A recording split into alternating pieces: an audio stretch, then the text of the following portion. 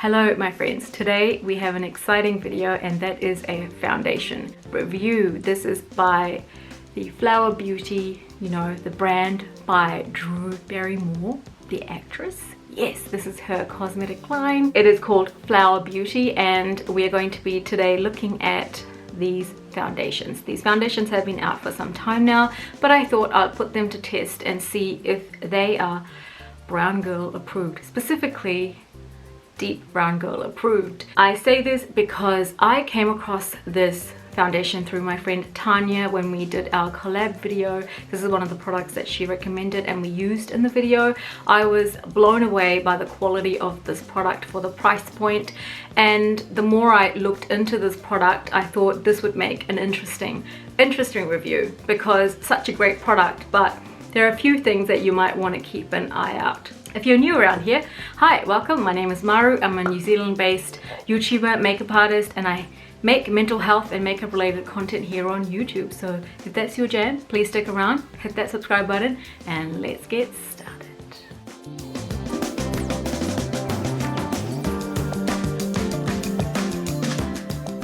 Okay, so the first thing we're going to be looking at for these foundations are the claims the company or the brand has made.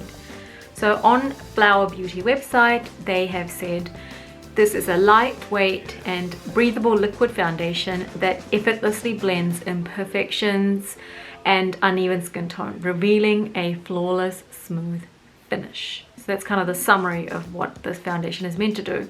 In more detail, this light illusion is a breakthrough foundation that achieves the impossible, provides you with medium to buildable coverage to smooth and perfect, while imparting your skin with the most flattering soft luminosity imaginable, all with a weightless nude skin feel. Imperfections and uneven skin tone are diminished. Only a flawless, smooth and incredibly natural complexion is revealed. Broad spectrum SPF 18, if that matters to you. I usually do not rely on foundation to provide SPF protection, but there you go. It is cruelty free, SPF 18 like I said. It is not vegan, something for you to know if that means something to you. There is a full ingredients list on here. I don't know if you can see this, but it is long. By the way, I secretly geek out over ingredients. It's the chemical engineer in me that comes out. So if you, by the way, if you do want to see a video on ingredients in cosmetic products or things that you should be watching out for different sort of products, let me know. That's kind of my jam. But holy crap, this ingredients list just keeps going. Anyway, hopefully we'll get to the end. Oh, there it is. Okay, that's the end. So those are the claims that they have made on their website. Like I said in the introduction, this is a foundation I have worn before in my collab with my friend Tanya, so this is not really first impression. It's kind of like an ongoing review, but I was just so fascinated by this product that I thought I'll do a separate video on its own. And also my friend Tanya kindly gave these two foundations to me, 2 shades, so I thought, why not, you know, why not? The next thing on the list is packaging. The packaging of this foundation looks somewhat like this. It is actually a very nice looking packaging. It feels sturdy compared to that of, you know, Wet n Wild foundation and all those other ones. Even my Fit Me foundation, basically drugstore foundations. I think this definitely feels a lot more luxurious and sturdy and firm. And I really like that. And the best part is the fact that it comes with a freaking pump. Yeah. So the foundation does come with the pump, like I said, which I really like. Not many drugstore ones used to. I think they are now. You know how I feel about white. I freaking love white. I always have loved white. And so they have a white packaging on here and then some gold, rose gold kind of writing here, and a glass bottle. Now the color is somewhat true to what it actually is inside the bottle. At least it's better than those frosted glass bottles anyway. The only downside of the packaging, in my opinion, is the fact that it's a white cap, which means if you get foundation on here like that, you just have to keep cleaning it so it doesn't look manky. So that's packaging. The next on the list is pricing. Like I mentioned before, it is a drugstore or in that range, you know, affordable range foundation. In New Zealand, it retails for $13.99, so basically $14. The cheapest retailer is Chemist Warehouse in New Zealand. For 14 New Zealand dollars, you get 30 milliliter of product. Just to give you a bit of a comparison, it's the same amount of product that comes in, you know, an all-time favorite Fit Me foundation, Maybelline Fit Me foundation. So it's basically the same amount, even though this one looks slightly bigger. It's because of that glass packaging. It looks a bit bigger, but it's the same amount of product.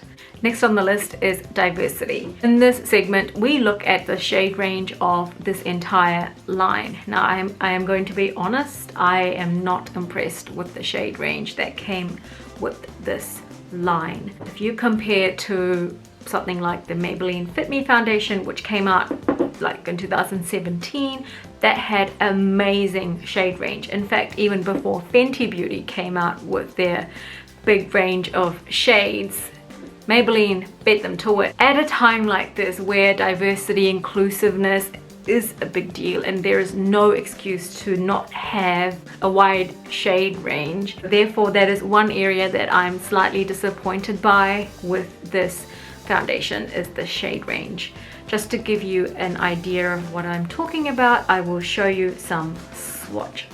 So if you look at these swatches, as you can tell, the shade range is so poor. Basically, if you look at the undertones and the shade range, the mid has no variety in terms of even the undertones. And if you look at the deeper shades, they are all leaning on warm.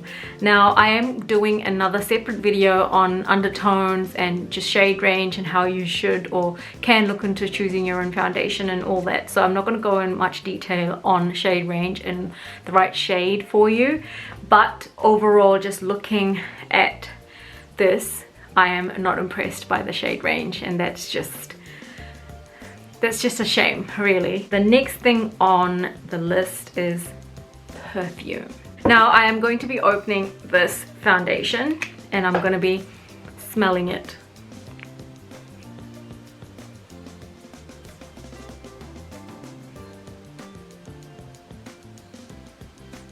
It has like a very slight smell to it. And it's pleasant, and it kind of reminds me of the Fenty Beauty scent. So if you don't mind that, oh, sorry, I'll try to burp and talk at the same time. If you don't mind the Fenty Beauty scent, it's kind of similar to that, but a lot less intense. I think this is less than Fenty Beauty scent. Yeah, it's that kind of scent. And once it's blended out, you don't really smell anything. So that's good. That's a big plus for me. I do not like perfume in my cosmetic products. Now, application. So this is when we actually dive into the actual product. So far we've just covered all the thing around it and kind of, you know, pricing, branding, packaging, blah, blah, blah. But now we're gonna put this into test. Tanya gave me 2 shades. Both of them ended up being too dark for her. Which I find that really funny. And so she went and bought a 3rd bottle and that shade matched her.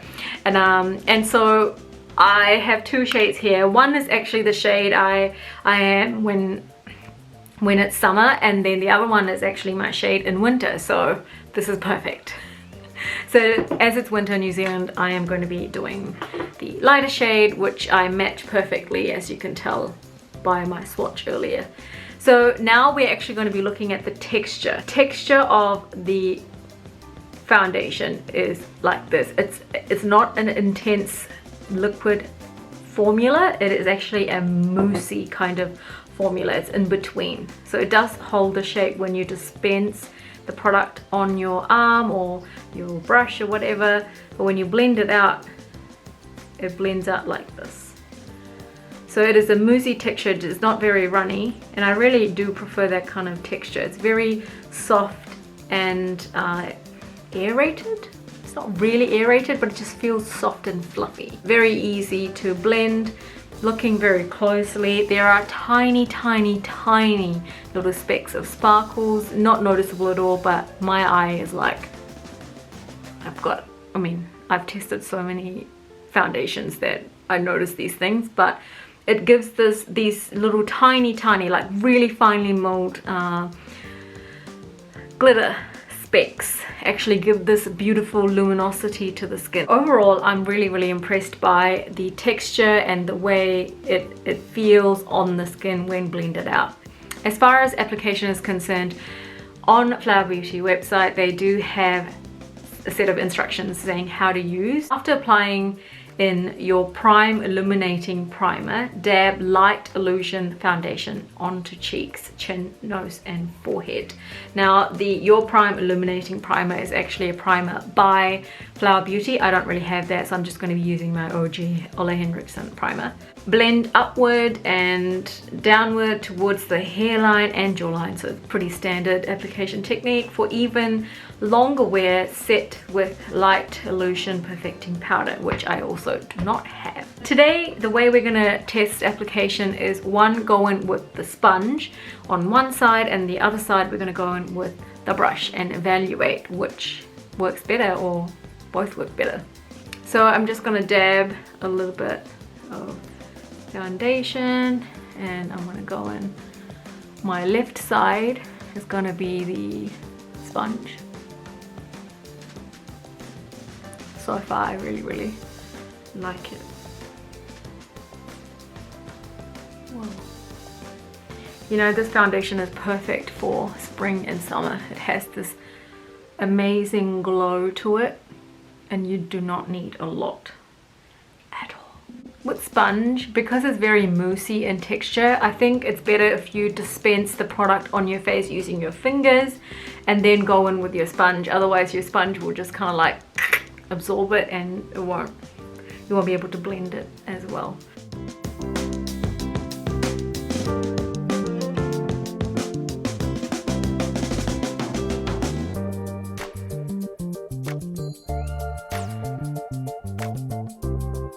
That's one side done with the sponge. Now I'm gonna do the other side with the brush. So far, so good.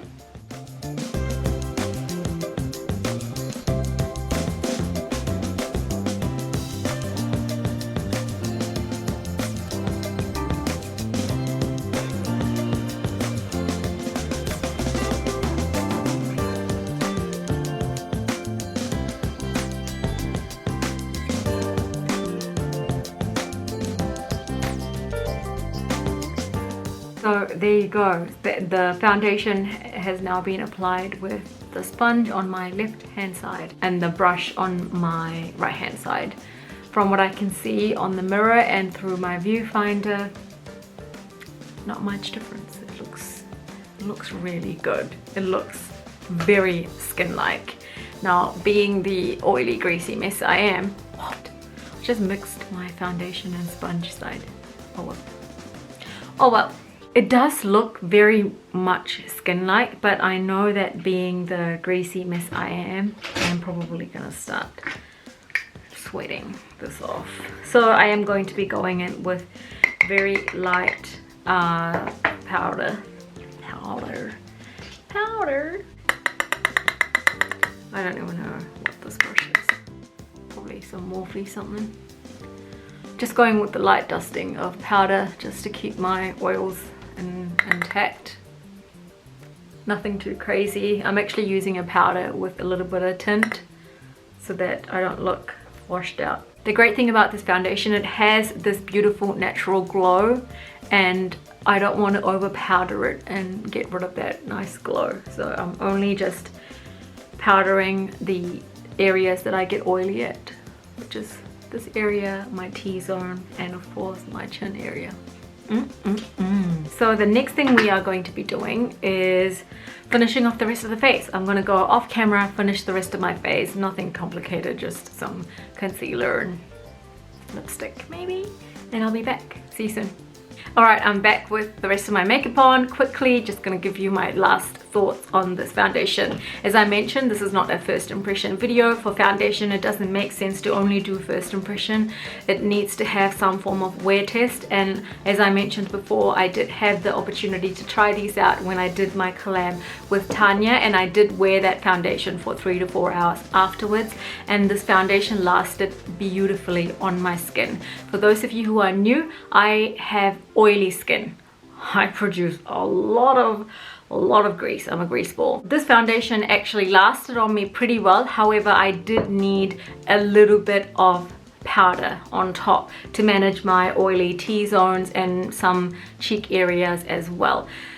As far as formulation is concerned, that light moussey-like texture works perfectly to create the skin-like finish, unlike extremely liquid matte foundations like the one Fenty has.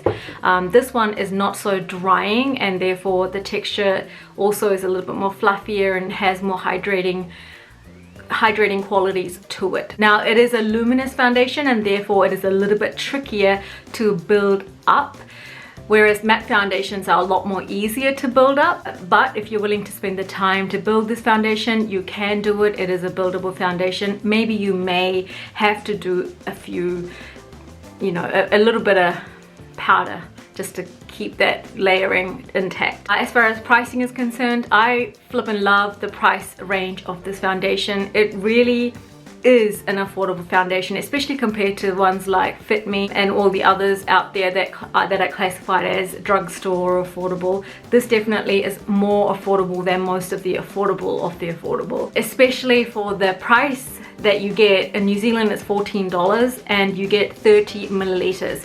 When you compare it to something like Fenty Beauty that comes in 32 milliliters, it's such good value for money. You get a lot of product in here. As far as shade range, this is where this line does not meet the expectations for me, and that is because the shade range for this line is so poor.